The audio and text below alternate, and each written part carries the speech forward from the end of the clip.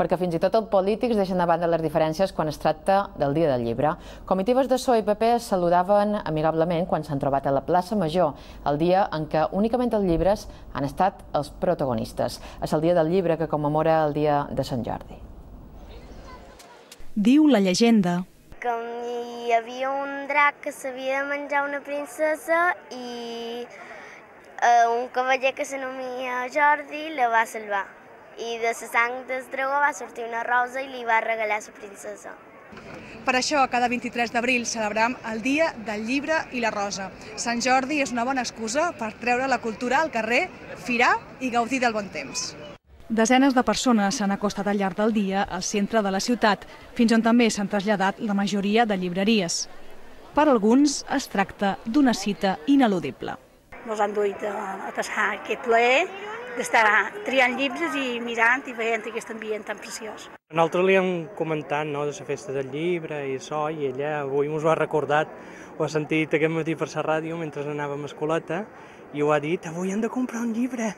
La gent es mostra generosa a l'hora de comprar i pocs es conformen amb un volum o una flor. Jo tinc pensat unes quantes roses i tinc pensat uns quants llibres. Estic cercant un llibre per mon pare que està a l'hospital i un altre per al meu home. El moment més difícil és el de triar quina obra s'adquireix, encara que hem trobat nombrosos lectors que ho tenen molt clar. Literatura irlandesa, la cimera de la literatura, si més no del segle XX. Un conte de dragons. Les paradetes de les Rambles s'han cobert d'una quantitat inusual de roses. La majoria de venedores desitjarien que la tradició estigués més arrelada. Aquí, de totes maneres, sempre no és una cosa de dir prepares un parell de roses, però tampoc no mos salva res.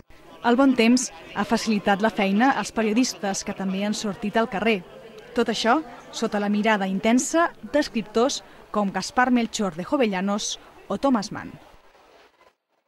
Lletraferits és el nom que reben aquelles persones que un dia van obrir un llibre que els transporta a un altre món i que mai més deixaran de visitar-lo.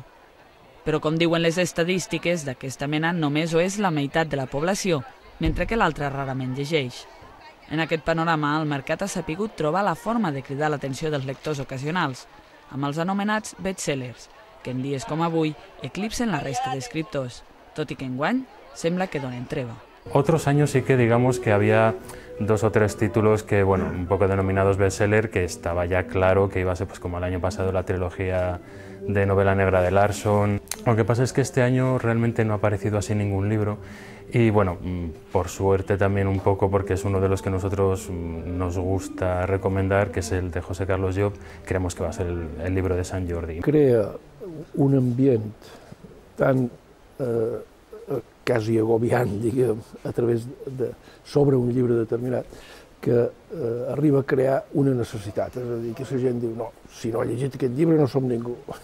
Qualsevol lector pot tenir la curiositat d'acostar-s'hi, però penso que el bestseller, no sé, es pot discutir més quan genera lectors exclusius de bestseller. No tenir la flexibilitat de tenir una curiositat i deixar-te portar una mica per la teva intuïció o que un llibre et porti l'altre.